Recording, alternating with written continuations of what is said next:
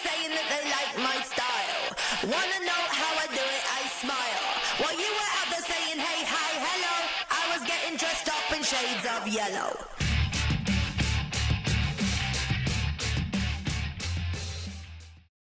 Hello, welcome to the Lovely Job podcast. I'm Leah Spicer-Pownall. I'm the marketing manager of Miss Bush, and this is... I'm Emma Marshall. I'm the MD of Miss Bush, and this is the Lovely Job podcast. All very focused about what a lovely job working in bridal retail is, or so we're told by our clients on a daily basis. Yes, and how has your lovely job been this week? Can I just say to you, I had a client in on Saturday, and her sister was a vet, and her sister looked at our podcast title, this must be a lovely job, and she's like, oh, I'm going to follow immediately because that's exactly what people say to me about a vet, and yeah, I'm a vet in London and people are weird. Like, they're weird about their dogs. They fly their dogs in by helicopter, they bring in bottled water for their dogs, do you know what I mean? Wow. She was like her and her friends who are also vets have got like, she wanted to do a version of this is going to hurt, or this isn't going to hurt. Oh, this is going to hurt, yeah. Yeah, but about vets and dogs and things like that. It's just thinking, okay, but it is therefore like obviously it's not exclusive to us that people must. Hey, maybe this could become like a chain of them. Like, you know, they've got the rest is entertainment, the rest is politics. Yeah. This is the lovely job for lots of different people, I suppose. This must be a lovely job, like be like working in a cocktail bar or working in a restaurant or something. It'd be like, no, it really isn't. Working in a shoe shop. Yeah, none of it. Never working in a shoe shop can never be considered that. I did work in a shoe shop when I was like 17 in Leicester, and I actually sold some shoes to two of the guys from Kasabian, so that was lovely, but I didn't know who they were until after they'd left. Oh, well, at least you didn't have a Nicholas Hoult moment, so that's okay. No. So you have you've been out this weekend, haven't you? Yeah. I'm just going to just quickly recap my weekend today because it was a weirdly exhausting weekend. So got to work on Saturday, and just literally before our first client came in, there was an almighty crash and screaming, and a car had driven into a motorcyclist right outside the chapel. So for the first half an hour of like Saturday, like Corin was in the road stopping traffic, and we were trying to do all the best kind of like first aid / calling ambulances and everything. And oh god! And I being first on the scene, I kind of saw the injuries, which was pretty grim. But then eventually everyone just came out and brought. I mean, it was a very community spirit. Like everyone poured from every business and did what they could. And bizarrely, there was a doctor on the scene. I think having coffee in Nest or something, and he came and said, look, we can move him. We'll not move him, but we can get a blanket underneath him, otherwise he's going to start being in shock and getting hypothermia and things like that. So yeah, so that was like a really exhausting start. And then, I mean, I'm sure our clients would be lovely if we said, sorry, we've got to take half an hour, but we didn't. We just went back in and worked. And then by like Saturday evening, I was on like the phone, like on the group chat with Corin and Leah going, I think I've got a bit of PTSD. I keep seeing it over and over again in my head. So it was a really weird kind of day because I was like, oh, I hope I don't have a panic attack in the car on the drive home after having heard that sort of crash. I didn't see the crash, but saw the car like totally crumpled. And but I didn't have a panic attack on the way home. But by the time, as I say, I sat down to eat, I was like, oh my God, I think, and I just had to say it all over and over again to like Marshy and my kids, because I was like, just got to run through this, because I just had to like put it to the back of my mind and get on with my day and be very cheery. And then like it sort of, and then on yesterday, I mean, we went out on Saturday night, we went to go and see an Oasis tribute band called Oasis. And it's really hard. I've said before that my social battery is gone by the end of a Saturday because I've just talked all day. So I normally, if I had been at home, I would have been asleep by about 8 o'clock on the sofa. So this was really weird. It was like drive home for an hour of thinking about this crash, go out, have PTSD, talk to people, see about Oasis-ish. And then I was so tired all day. So it was literally like, it was too much of a day. Do you know what I mean? It was like too long, too social, too weird, too everything. So I actually went out yesterday to a bridal fair, and and then I had to come home and just go to sleep. I think that was also like did me in well. But I Yeah, will you just, didn't have time to process it, did you? You not needed really, to. no. You're just too busy. Yeah, but I've seen a message from the boy's mum on Facebook this morning. So we know he's okay. He's had to have his ankle operated on at St George's in London, and yeah, so that's good. But I will just say, just a sidebar about Oasis, who were very good, but it made me feel quite pleased that I hadn't spent like a dynamic priced amount of money to go and see Oasis for real, because effectively this band were great. And the lead singer was maybe a little bit too much like trying to do an impression of Liam. There was a lot of like, all right, our kid. A lot of that, and a lot of doing the tambourine like this. I was like, oh, I'm not sure. It's really funny that we're talking about that, because that was a topic on The Rest is Entertainment recently as well. Tribute bands. Yeah. Well, they actually mentioned Oasis by name as well. Well, I actually used to work at an entertainment agency, and they were on the books as well. So when you said you'd seen an Oasis tribute band, I was like, oh, I bet it was Oasis. Yeah. And the thing is, though, what you've basically got, I mean, I don't know if it's relevant that Portsmouth football team were at home on kind of like Saturday as well, but it seemed a very laddish, loaded magazine football-y crowd. And this band were good, they played the songs well, but it was like almost live mass karaoke, because, and particularly the Noel Gallagher songs. I mean, the guy that was playing Noel wasn't amazing. I mean, it's all right, but but it was just a mass karaoke. And I just think, imagine if you go to a giant Wembley situation, they're going to look like little dots on the stage, and all you're going to have is massed like football crowd singing, because that's what it was, which I obviously joined into with my absolutely tone deaf voice. To one point I had to apologise to the man in front, like screaming down his ear. So I was doing that too, but I just wonder how, like, I think if you were going to see Oasis, what you'd want to go and see is one of their, warm-up gigs. That they always use. Small one. Yeah, they do those in the sort of. Well, I've seen videos of people that have been to see Taylor Swift last year with like people next to them just screaming the lyrics so loud that they can't actually hear Taylor Swift singing, and like it's just ruining it for people. Yeah, I mean, it was good. It was a fun. It's probably good that I did go out, and it was a great venue, and it was sold out, and I'm really pleased to support like live music venues and gigs and that sort of stuff. But it was a bit like, okay, that was the experience I'd probably have if I was going to see one of the reunion gigs, other than the like kudos of like, I managed to wait in the queue long enough to get a ticket. But there we go. So that's my sidebar. But then I went to a bridal fair. A wedding fair. A wedding fair, yeah. Wow. On Sunday. When was the last time before that you actually went to a wedding fair? I don't know. I really been a don't long time. know. I don't know. No. It was really weird as well, because it was not in a wedding venue as such. So it was definitely one of these sort of commercially operated ones, which obviously I think the commercial operators, PMMP something anyway, they've actually done, I think, a reasonable job of creating footfall. Because I thought it might be a bit tumbleweedish, but it was actually footfall. They had a shockingly bad entry system, because basically their online ticket buying didn't have Apple Pay on it. So they were like, oh, why didn't you just scan this QR code and get a ticket? It's like, because you haven't got Apple Pay, which means you'd have to go and sit down somewhere with a credit card. I mean, it just seems a bit bonkers now that you don't have Apple Pay on every checkout thing, because like, you just want to double click. So basically, there's no way I would sit and put my card details into anything. No. So they had like a big queue, and it was like £10 for a ticket that covered 8 people, and I was just like, well, why don't they just take one payment and then just let the other 7 people go in behind them? It doesn't really matter, do you know? It's like one every. It seemed a bit bizarre, and then because their online thing was so difficult, they didn't really even get the data. So, like, you'd think that what you would need as an exhibitor would be the data of who crossed, and an approval to use that data. Otherwise, so they did. So I think I would say that would be my criticism as a visitor, that the online was, you had to go in a queue. I mean, I can't believe I had to queue to go into a bridal fair. But they don't. You know who this is? Oh, that's what Marshy said to me. Is you taking any business cards? I'm like, no.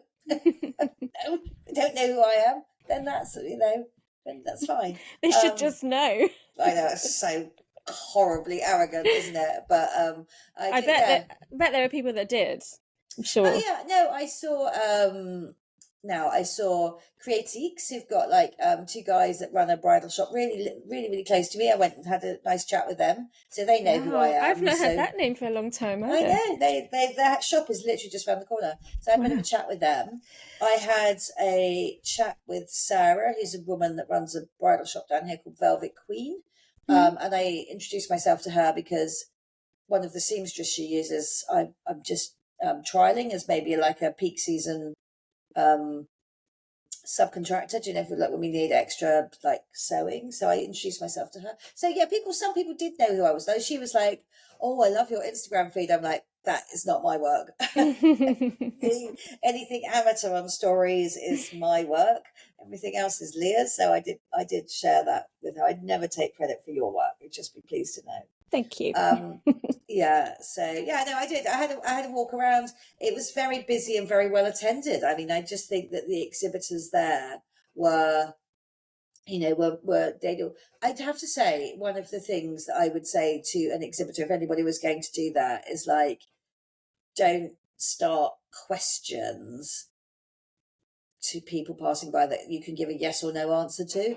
Yeah. That was one of the things that's like, you're getting married? I'm like, no. Of course.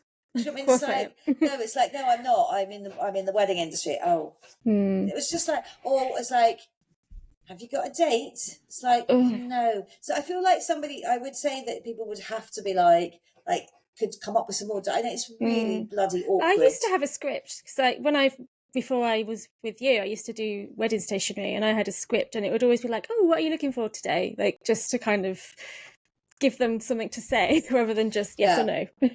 I would say open-ended questions would be a key thing to get together. But generally it was very good. I also there was two magicians there and I literally just have to look at a magician as I walk past and just laugh. I feel like they always remind me of like Phil Dunphy or something, or do you know, like someone that's like got like, the what's it from the American Office? Dwight.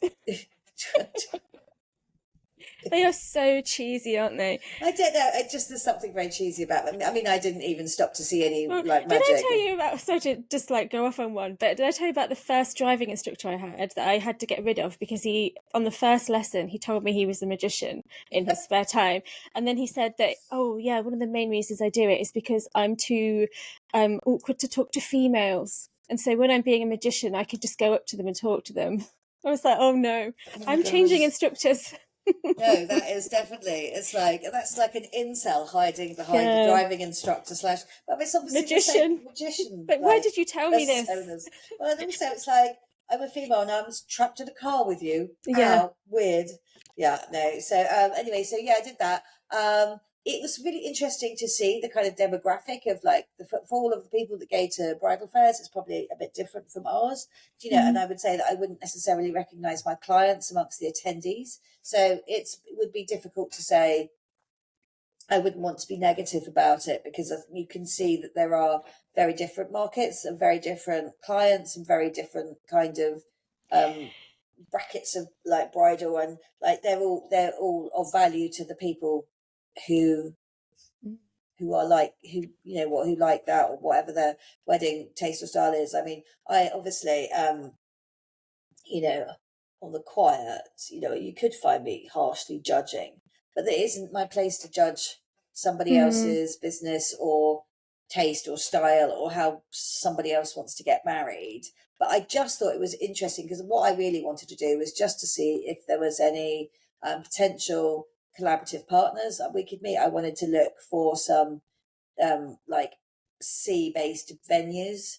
I did find a really good venue in the Isle of Wight which looked really lovely, which I thought would be quite a good one to reach out to. They've got beautiful accommodation and like incredible cliff views and things like that. So should I actually try and remember their name? That would be easy, wouldn't it? I've got all the things. Anyway, so I have like I had quite a good. I also like spoke to Charlotte Cornelius, who's jewelry radiosing for the content day on Thursday, And I also like boldly went and introduced myself to David Weston, who's there. Yes, I looked at his Instagram and I really liked those. Yeah, it's very like where bridal meets kind of costume. It's quite theatrical. It's quite historic. He had a really good kind of quite a Tudor looking corset there. We discussed his pricing, which is unbelievably reasonable. He was a very lovely guy. So I'm basically like going to press gag him and to go out for a drink with me and Charlotte, and so I can continue to kind of like meet creatives in Southsea. So yeah, it was lovely. So yeah, no, it was an interesting experience, and I would have to say that I'd say the exhibitors were very well served by the organisers because they had actually got like footfall. So I think that's really good. And also, I mean, and we'll just go touch on the thing that you were going to talk about the social media platforms. I think that in a week when all like social media platforms have gone a bit haywire, to be able to meet clients in person and actually physically demonstrate what you do is like, I think it's quite useful. So I mean, it might be a good little segue into you talking about what the hell's gone on with the social channels. Yeah, it has been kind of a busy week. So firstly, Instagram has got rid of the square grid. So, ever since it came out in the beginning, you've had squares. It's been all about squares. And it's gone. So if you go to any grid now, it's all portrait rectangles. And it's more going more into the focus of video content because the reels were all rectangle covers. So it's really moving it over there. So it feels a lot more like TikTok to me now, which can't be a coincidence really, in the week that TikTok was removed in America for like 15 hours. It was all very dramatic. There was like a lot of the people I follow were saying goodbye, and it was very tearful.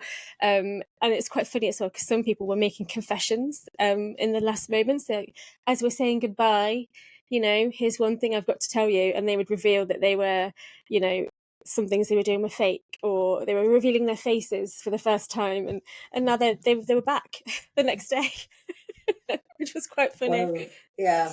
Yeah. Well, I literally, obviously TikTok is a mystery to me. I know that, I know we have a presence on it, but I don't really, it's not any of my go-to things. And, I've been less and less fond of, even last night when I was like, I can't see the reactions to the stories. And you're like, have you swiped up? I'm like, no, because normally they're just in the bottom left-hand corner. So it was quite a weird, you can go to it quite often and just think, I've had 2 weeks off and I don't know where any of the buttons are anymore. No, it looks different. And will that have messed with, by going into our historic and archive like posts, will those now be in the wrong format? Yeah, so if you do swipe down a bit, like to our older posts, like they are chopped at the side. So anything that was square before has got the sides chopped off, which is a bit of a pain. But I feel like this is going to make me stop worrying so much about what the overall appearance of the feed is like, and just focusing on each individual post, rather than worrying too much about the feed. Like I like the feed to look nice because it is your first impression that you're giving someone. If someone clicks on your Instagram link from your website, your feed needs to look nice and it needs to look eye-catching. But yeah, those older posts are going to be a bit messed up. And if you go really far back in time, there was a time when I did kind of collage, and it all linked together. The whole grid was a jigsaw that linked together. That's not going to work anymore. But it is what it is. And I don't think, just going forward, I need to just make them all rectangle, which is a good thing. And does that mean, because you were always like really keen that all the photographers gave us portrait orientation photography, does that mean that's even more important now? It is. So I've always gone on about the fact that you should post portrait images rather than landscape, because when you're scrolling on Instagram, you're taking up the whole page if you're a portrait image. So if you're a landscape, you're just going to have a little slit along the top, and then you can already see the next post. If it's a portrait, it's the whole screen. So it really is going to encourage people more to do that. So I know it's probably quite annoying for photographers that do like to share landscape, but if you want to get that attention and the reach, and you want people to engage with your posts, they need to be bigger and more eye-catching. And really, Instagram it's not your portfolio. Your website's that's what your website's for. Like your Instagram's for making conversations. It's for sharing information.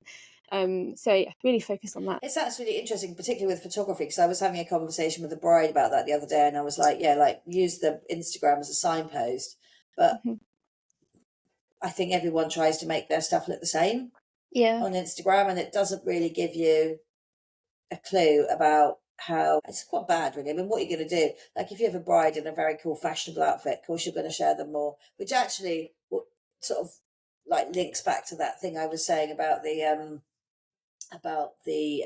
article I saw on Vogue Weddings about like weddings being a content moment, and it is quite tricky because we collude ourselves, don't we? In this is like we want like a bride that's chosen a good outfit and a good photographer is incredible, and I also know that photographers will book couples and then ask the bride what she's wearing and then be a little downcast if it's something a bit iffy, which all of that shouldn't matter. It really shouldn't. In the great scheme of things, it should be an absolute irrelevance. But, that I guess you're kind of like, I think over like however long the years we've had Instagram now, 10, 12, 15, something, I can't even think how long we've had it. It's skewed all of our perspectives about what's important. Do you know what I mean? So I think that sort of, it can be important. And this thing of the content of this Vogue article was about worrying or wondering whether your wedding would be picked up by certain media organisations or whether it would be shared or whether you would have a viral moment. And, there are brides that I see over and over again that get onto people's Pinterest boards who are quite zeitgeisty. And then people will go back and like look at their weddings and stalk them and things like that. But it's like, don't know what that brings to either of the people. No. Do you know what I mean? It's like, and if you are being stalked as a bride, it's actually, I saw somebody, I just picked up Insta this morning, and somebody is like, can you tell me what the Suzanne Neville dress is or something? And she'd got 6 pictures of a bride on there. It's like, well, it's a custom Suzanne Neville. Do you know what I mean? I can tell you how it's been created and what dresses have been like fused together to make this dress. But it's a bit weird, isn't it? Because maybe that bride won't know that 6 of her images have now just been scraped off the internet and chucked at me and going, what's this girl got? But yeah, where did she get those images from? Like, they must have come from somewhere, and she could have just asked whoever had shared them rather than just and also, copying we don't even know that question is coming from a nice place. She might just be like, can you tell me how to, I want to copy this, or how much was it, or something. So you don't even know if that's someone with a kind of bit of a vendetta or a bit of a kind of like, they could be frenemies or something. It's not an easy question to say. It's like, where did you get these photos from? But that's why I always say to people like that, pop us an email and one of the team can help, because then they can kind of give a bit more information, and rather than just a quick DM, it's a bit, you can't really just be giving out that kind of detail over DM. And actually, this might be a good point to mention pricing. I know that's not on our list today, but we keep getting so many DMs like, can you give me an exact price for this dress? And we just can't do that, can we? No, it's really interesting. Firstly, there's a bit of law about pricing, and it's really weird, and I don't quite understand it, and I probably need to look it up and so make sure I get the fact right. But there's some kind of competition or anti-competition law. There's some kind of law which basically says you can't price fix, okay, which is bizarre, because when there is no law against, like we're talking about Oasis, the dynamic pricing, so the more the demand, the more they can put the price up. There's no law against that. But say, for example, Suzanne Neville or whatever company said, this is the price that you must sell this product at. That some kind of like competition rule says that you can't do that. You can't price fix. So in theory, if we're allowed to price fix, and if like Jesus Perot or Suzanne Neville said, this dress, this fluorescence dress, this we want you to sell this for X £1,000, not a penny more, not a penny less. We can't do that. They can't do that. And actually, in one circumstances, I do know, because either a bride or someone had some documentary evidence of this, think it was actually Maggie Sotero were taken to court about it, or the agency that ran Maggie Sotero in the UK were actually taken to court for price fixing. So it's a really weird thing. So despite that, you can have a suggested retail price, but we can't be legally obliged to hold that price. So we have suggested retail prices, and on balance, the industry has worked out that once you deduct your VAT from your stated, retail price, you've looked at your bought-in costs, your fixed costs, your overheads, and things like that. There is a general rule of thumb about what that markup could look like, basically, and it varies from brand to brand, and it would and you might find a few pounds difference, but generally speaking, the margins on bridal work are not that big, and we can't really move on the prices that much, but we can't emphatically see that there is a price fix. It is illegal. So if a company said you have to sell this at this, that's the price it is. And so there is also a problem then where you would then get into an undercutting situation where one shop might see you advertising a dress at one price, and a race to the bottom in bridal is undercutting, is to try and just pick up the business by just offering the same product, maybe with a completely inferior level of service, but just for less money. And because all bridal is made to order, there isn't a lot of scope for us to negotiate better prices. Whereas if you were a buyer for a big clothing brand or something, you could be like, right, I'm going to buy 10,000 units of this. What's the price?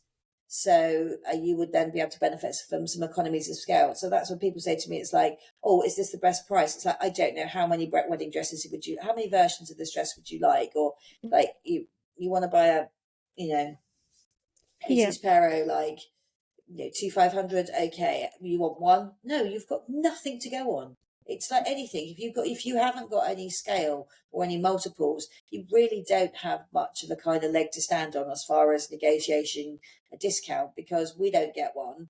We don't get a discount from anyone, whatever quantity we buy, and we will buy hundreds of wedding dresses from our suppliers a year. But we don't get a discount from them. So there's that legal side of it, which is you can't price fix, which seems wrong.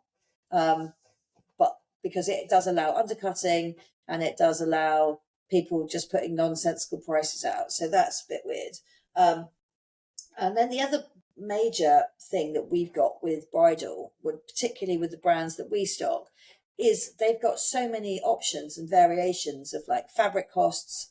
So you could find, say, like a Jesus Perret cost. If you you could look at a simple strapless dress, for example, in the Regina satin.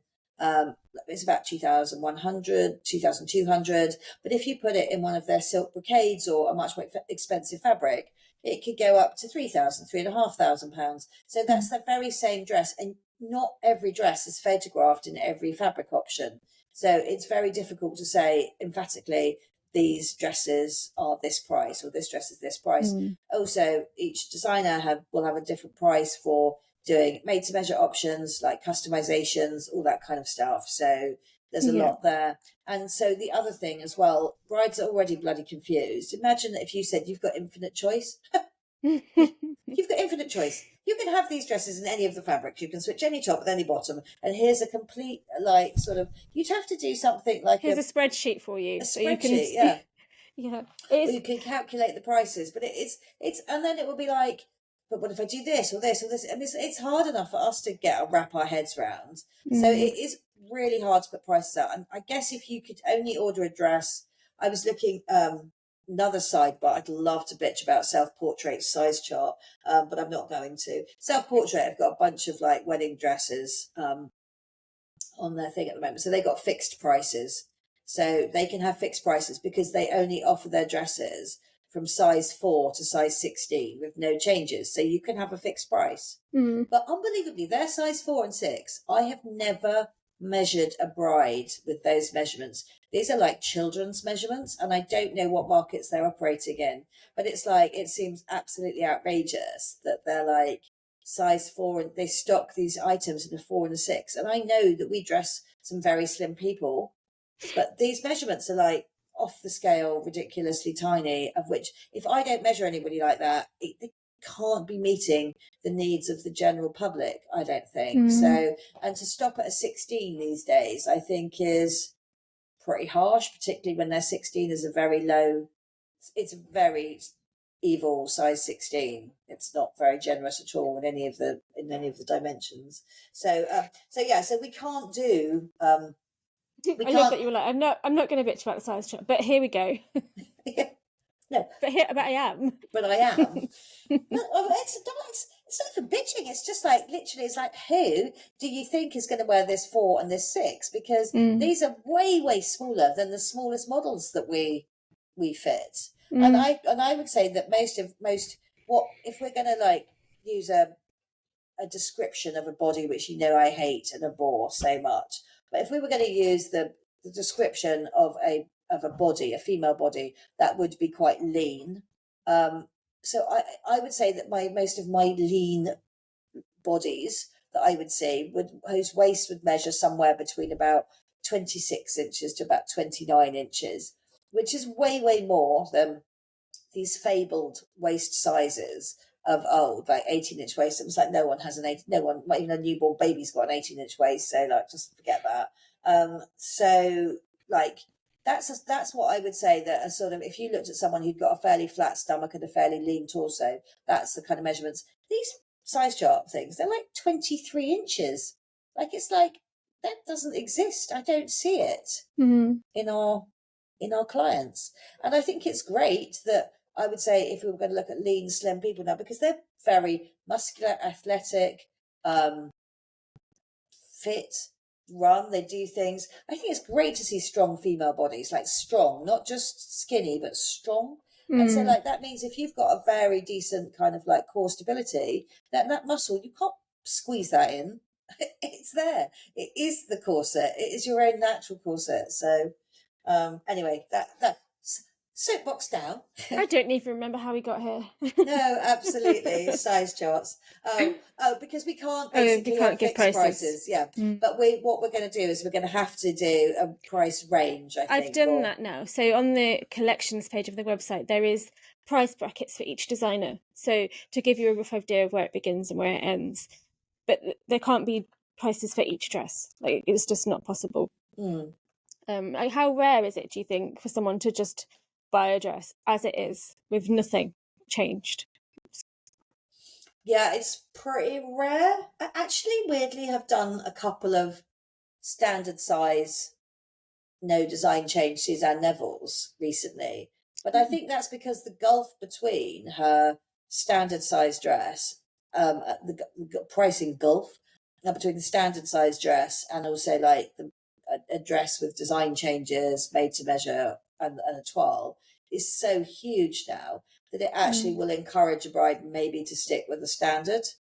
So it's kind of quite interesting to see. So like if you had a design change and you had made to measure and you had a toile, the difference between those two prices could be upwards of £1,500. So it's quite a lot. So a couple of those. But yeah, no, but we will always explain people's choices in person. Yeah, it's just like if someone sends you a quick DM, like, can you tell me how much this dress is? Well, we can't really just reply. A custom Suzanne Neville like that looks like it's come from either a Suzanne Neville like main stockist, like a flagship, or someone that really knows how to do proper made to measure with a toile. So yeah, I could probably go £6,000. It's probably what it was, but circa. I don't know. But then on the other hand, again, like I've got no idea who I'm giving that information to. Okay, right. We're at 34 minutes, and we actually had loads of questions. So I don't think we're going to answer them all today. I'm sure I can do succinct answers. Okay, I don't think you can. The first one, the fear that you've made the wrong decision after you've bought your dress, despite knowing you left the shop not wanting to take it off. Well, what do you do? What do you do about it? Yeah, she said, well, this is when you said, tomorrow's Blue Monday. If you have anything that's getting you down about wedding dress first, let me know. And then that's what this person has said. Well, basically, I can't imagine how difficult it is to be a bride and to like choose a dress and then still have the algorithms targeting you with sponsored content about wedding dresses. And it's also like the article, the bride's like magazine or Vogue no, it's Vogue Weddings, isn't it? Article about, you know, whether or not you want to be you want to go viral in your wedding dress. So it's a very it's a very disturbing set of circumstances, I think. I mean, I am in this really, really weird position where on the one hand, I think wedding dresses are, you know, an incredible, you know, expression of people's femininity. It's celebrating a moment, celebrating, you know, like the kind of totemic significance of them, you know, is just can't be underestimated. But at the same time, like, you know, people in the war just got married in their best outfit. Do you know what I mean? Or something. And it's important to a point, and then it's also, you know, I think that the bigger picture can be really hard to see when like everything in the media is screaming the opposite to you.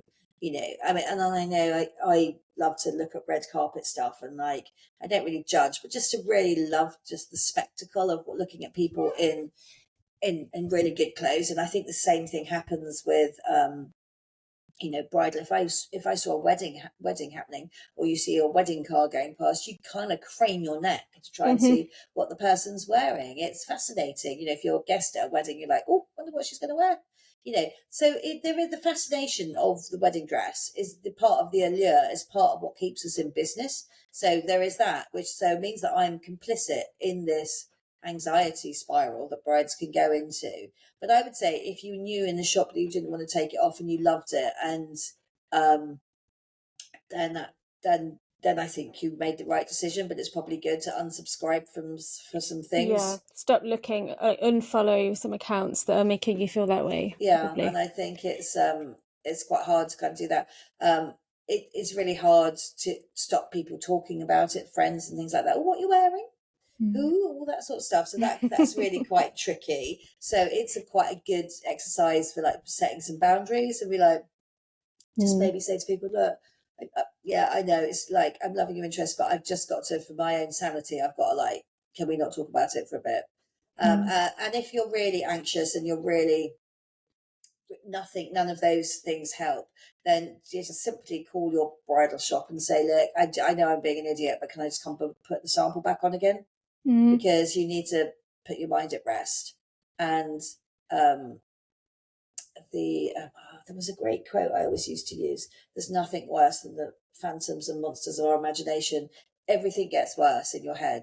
Do you know what I mean? And it's really like you sometimes just need to go back and have a moment, put the thing back on again, put the sample back on, and be like, yeah, I'm being a dick. You know, it's like that is a very, very normal thing to do. And we would rather, as a bridal retailer, we'd rather, you know, have you back in and say it's all good. Because if there was something slightly troubling you and actually, this was the thing, it was this. And we can either, if it's something that will be addressed in the made to order part, like say something was tight, or you've got a picture where something was pinching, we can reiterate again in real life that isn't going to be how it's going to be. So that goes back to the whole photo thing, which I can't even get into again. But, you know, it also gives an opportunity if there was like, stop, oh my God, actually, I do think that this is like, can I change this or can I do this? It's better that you raise those concerns before your dress is delivered rather than after the dress is delivered, or feeling that you can't raise the concerns at all, because, you know, that's what we're there for. We're not just here to kind of have a transactional relationship with you. We're here to hold your hand. If indeed I actually didn't look up the girl's actual name, so I haven't actually looked up if she's one of our brides, because I know we get loads of questions from not Miss Bush brides. She is one of our brides. Oh, okay. So then I think maybe we're going to pop her a message and say, is this an actual worry that you're having? Yeah. Please tell us. No, I know. And sometimes if people do something like change of fabric, you know, it's a bit like, you know, it's again, my constant analogy, it's like having a 3D baby scan. It's not your baby. It's only a like weird, freaky kind of like eraser head thing. But it's like, so again, sometimes you've just got to wait and see what the dress looks like when it shows up. And, you know, even if you then project what the worst case scenario is, it's like, we've had people that occasionally that not liked their dresses. We don't go, well, that's really tough. You're just going to have to wear it. Yeah, off you go. We just have to come up with a solution. Do you know what I mean? So it's like, you really need to feel like you're in, in partnership, and that we're like supporting all the way. So yeah, it can be a nightmare. I see how it can easily be a nightmare. And then also quite soon we're going to get some new dresses, so we're going to be punting out more pictures. Maybe like if you do follow Miss Bush, just don't unfollow us. Just mute, just for a little while, so that you don't get tempted. Honestly, I would stand behind the decisions that I help my clients to make. Do you know what I mean? I don't really think like I. I know I always sound really arrogant, but I think we're right. Yep. Okay, well, I'm actually giggling now because when you said you could answer this quickly, it's now 40 minutes. Okay, I'll do another one really quickly. Okay. Well, we'll do one more, and then we'll save the others for, times when we don't always have questions. So I'm going to pick one. How should you style your bridesmaid dresses to complement your dress? My God, that's a whole podcast episode. I know. I feel like you've just given me, it's like, right, I had... Okay, maybe can we do that as a whole episode? Do you want to choose another one? Go on. Yeah. What? Give me some choices. Do people buy dresses for vow renewals, and would you have one? Oh, yes. I've done some... Of course you would. Yeah, of course I would. Yeah, absolutely. I've actually done a couple of vow renewal dresses, and actually, weirdly enough, they... I think one of them was a really, really beautiful Suzanne Neville dress that we did in silver for somebody's 25th wedding anniversary. So I absolutely would suggest that would be quite a good thing to do. And actually, I think that this woman I think she probably had, it's a couple of years ago actually now, she'd had quite a meringue 80s dress. And so by the time she got to 25 years, and she was an elegant and beautiful woman in her probably 50s, I think she just wanted to really celebrate that, and actually maybe pick a dress that felt more native to her as she was as the woman you grow into. And let's just think about that, because you said to me that you'd put out a reel with you talking or doing something or saying what your favourite dress was on Instagram, and you hate it, and you've been picking yourself apart about it. And you were like saying to me before we started, how is it that you can not hate the images of yourself or everyone else's that I put out, I'm just like, oh, they look great, they sound great, everything's lovely. Then the one of me, I'm like, oh my God, I look like I'm a Wallace and Gromit character. Which clearly you don't look like that, but cheese, Gromit. Well, I mean, the thing is though, I think that basically you do feel more comfortable in your own skin as you get older. I mean, it was really funny where Greg Wallace was trying to say that people that were bringing him down were middle-class, middle-aged women, and I then on the Rest Entertainment podcast, Marina Hyde saying there is no one more dangerous or more powerful than a middle-class, middle-aged woman, particularly if they've got a bit of money.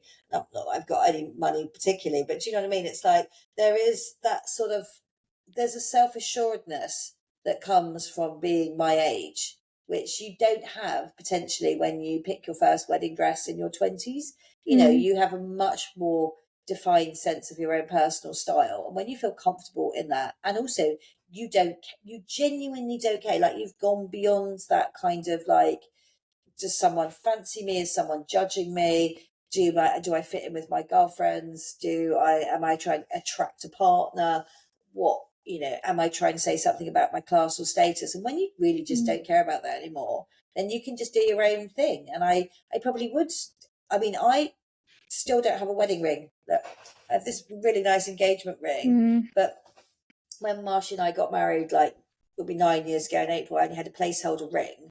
It was about 20 quid off the internet. So I could really like a wedding ring. And actually, I was talking to Charlotte about it yesterday at that bridal fair, about what the sort of thing I would quite like a sort of almost like a cage ring to go over the top, because I don't like rings that are cut out and shaped around the design. I'd rather it look like creepers or vines had grown over this existing ring or something. So that the two things that really work together is a really beautiful design. That sounds very cool. It does, doesn't it? Yeah. And Marshy's like, don't give her ideas.